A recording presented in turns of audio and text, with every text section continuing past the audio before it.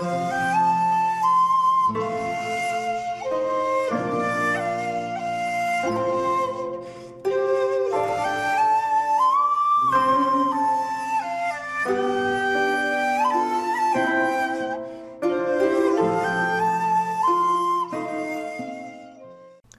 there, this is Solitaire Ronin from Solitaire Ronin Films, and welcome to another random review. And today's random review is from 2017. It's One Cut of the Dead by Shinichiro Ueda. I apologise if I have butchered his Japanese name. He is a director that hasn't done that much. He did a film in 2011 entitled Rice and Boobs, and then he did a series of short films, and then he did One Cut of the Dead, and he has two films in 2019, Aesop's Game, about girls who speak to animals, and another film called Special Actors. Not really sure what that one's about.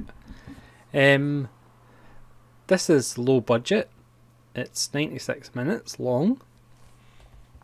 I'll talk about it for a little while, and then I'm going to go into spoilers because it's quite difficult to talk about this film without spoilers. It's a zombie film. I don't know about you, but I do have a little bit of zombie fatigue. The Korean Train to Busan was a really nice, energetic revitalisation. Even Jim Jarmusch with The Dead Don't Die, which is good but not great. There is a sequel to Zombieland coming out, which again, Zombieland was a kind of fresh, zesty, full of energy kind of take on the zombie film. On the front cover of this third window release, it says the best zombie comedy since Shaun of the Dead. I'm not a huge fan of Shaun of the Dead. I think this is actually better than Shaun of the Dead. This has a making of, it has a short film, take 8, it has outtakes, it has a GoPro version, it has an interview with the director and a trailer. Apparently it was only made for $27,000. It's low budget, but it really uses that to its advantage. Now the film is in 3 acts, and I'll just talk about the first act and then I'll go into spoilers for the second and third act. So, watching the film to start with, it's about we follow the making of a zombie film, but then real zombies actually turn up. It's shot in a supposed to be like an abandoned World War II laboratory where the Japanese army was doing experiments on bringing back people from the dead. So far, so kind of generic and by the numbers. The characters in this first part of the film are your fairly bog standard characters. You have the male lead, you have the female romantic interest wearing white t-shirt and denim cut off shorts, and the director kind of interrupts the action to start, desperately telling the female lead, you know, to stop acting and actually just be scared. There is a kind of slight nod to Kubrick because they say it's about the 40-second take.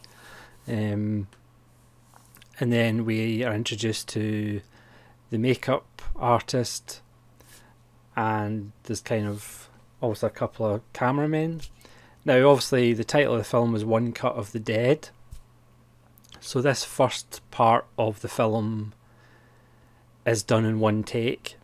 There's no cuts, and it lasts for about 35-37 minutes of the film. Like I said, it's about 96 minute long film, and to be perfectly honest, it's fairly generic zombie stuff, and again the characters aren't particularly that engaging.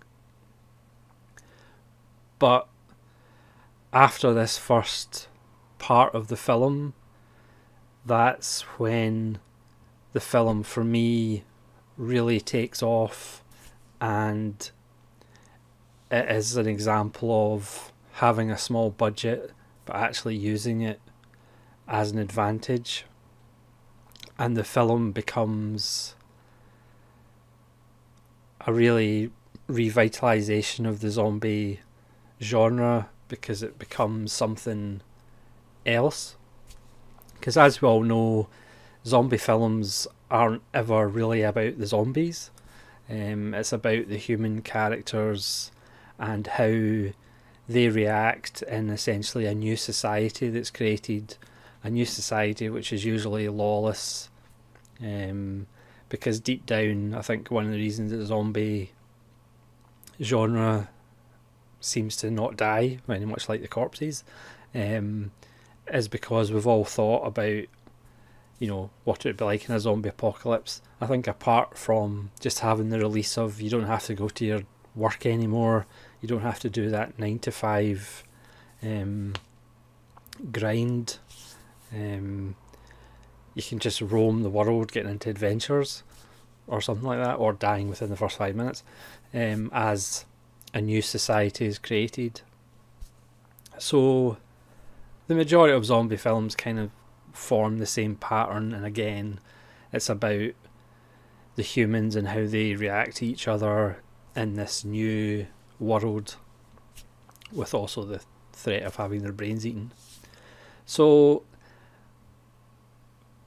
and again, after this first part of the film, for me it really goes in a different direction and is hugely enjoyable, and I think it certainly put a smile on my face, which doesn't happen that often, and I'm sure you will find it interesting at the very worst.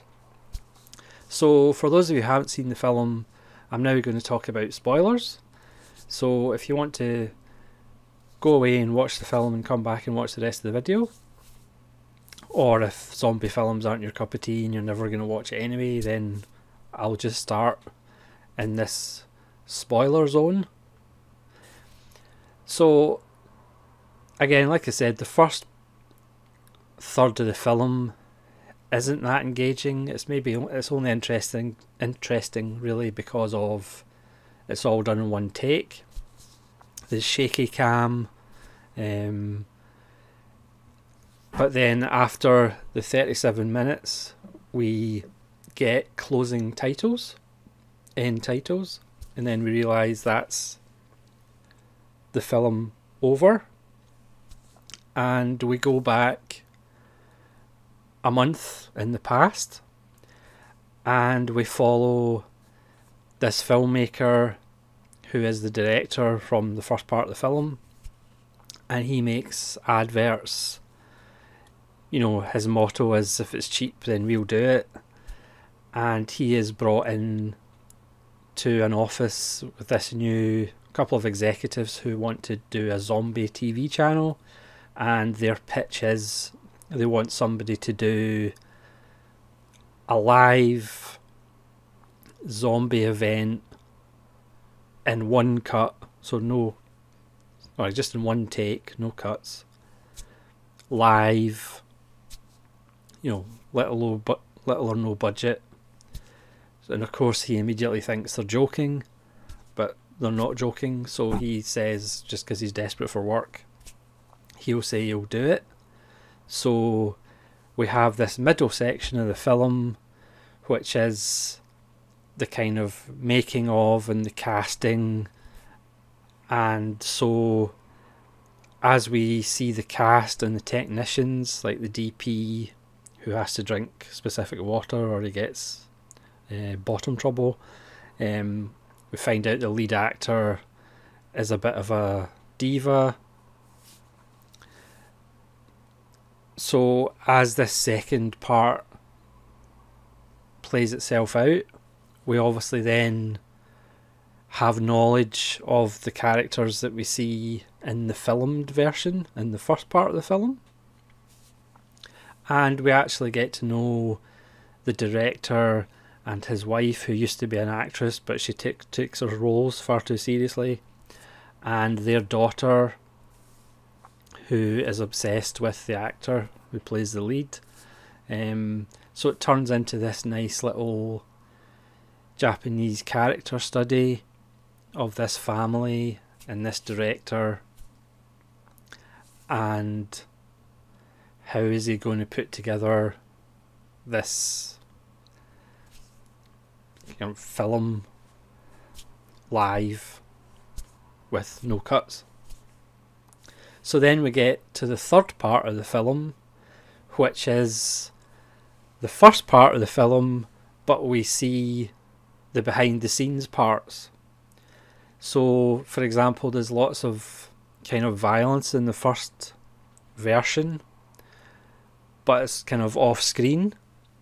So there's great joy to be found seeing how they did it as we see the behind the scenes version of the first part of the film.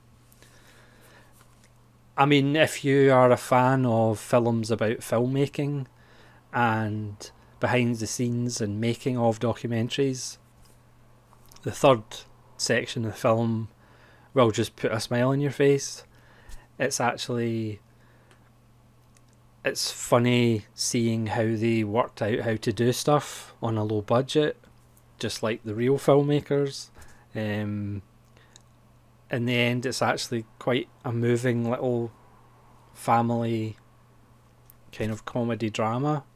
The characters who in the first run through aren't really that likeable or whatever, now that you know who they are and you know their backstory or whatever, by the time you get to the third part of the film, which is the first part of the film but behind the scenes, the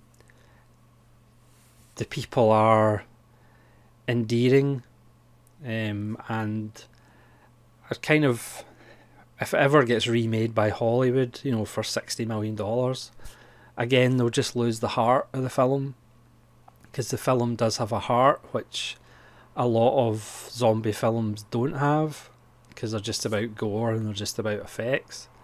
This is just such a beautiful little film, because it's not really about the zombies again.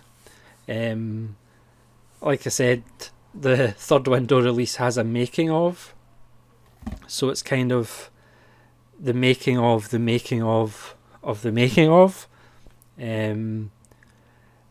The end titles of the film is actually the real film crew, Ueda's film crew, filming the version of the first third of the film. It's very confusing, but it just works so well. And again, like I said, it's such a refreshing view of the zombie film. So you just have the first third, the first 37 minutes is your generic kind of zombie all in one take, and then you have the really nice little making of and getting the project together, and then the final third, there's just so much fun to be had watching them run about like headless chickens to try and get the effects to work for the actual TV show that goes out live. There's great performances by everybody. Again, shoestring budget, but it doesn't matter. Again, it's all kind of shot on one or two locations, but again, it just makes it so much of an endearing little film. And again, if it gets remade, it's just going to be like cynical and probably would come across as being a bit smug, whereas you just don't get that. There's just such a sense of kind of joy and kind of excitement as they're putting this together and they're working out how to do stuff. So again, it's a really enjoyable little film. I would highly recommend it. The problem is, if you're kind of a hardcore zombie fan, you might not actually like it, just because after the first third it kind of goes in a different direction. But if you're a fan of kind of obviously making of, because the thing is, most films that are about the making of a film, we don't actually see the film that they're making, if that makes any sense. Whereas in this one, we see the film that they're making, and we see the pre-production, and we see it filming behind the scenes. So like I said, it put a smile on my face. It is actually quite moving at the end, as the bond between the director, the father, and his daughter. It's just a lovely little character piece disguised as, you know, a zombie gore fest. But it is, again, I wasn't really sure what to expect, and it is a film that you really need to go in probably not really knowing every single detail about it. It's better just to go in thinking it's going to be a zombie film with no cuts. It's all going to be in one shot. It's refreshing. It kind of, again, shows you that Japanese and Korean and Chinese and Taiwanese cinema is where it's at as far as the really good, interesting, refreshing, clever films are coming from. Also, that's a broad generalisation. But it's a really enjoyable film. It should put a smile on your face. It certainly did put a smile on my face. So thank you very much for watching. Please let me know in the comments below if you've seen One Cut of the Dead, because I would be interested to hear what you think. And if you haven't, I would highly recommend picking it up. This is a Third Window Region B. Third Window usually do sales every now and again, so I'm sure you could probably pick it up quite cheaply in the next sale. And thanks very much for watching, and hopefully you'll come back for more random reviews. This is Solitude Ronin from Solitude Ronin Films, saying thank you very much and farewell.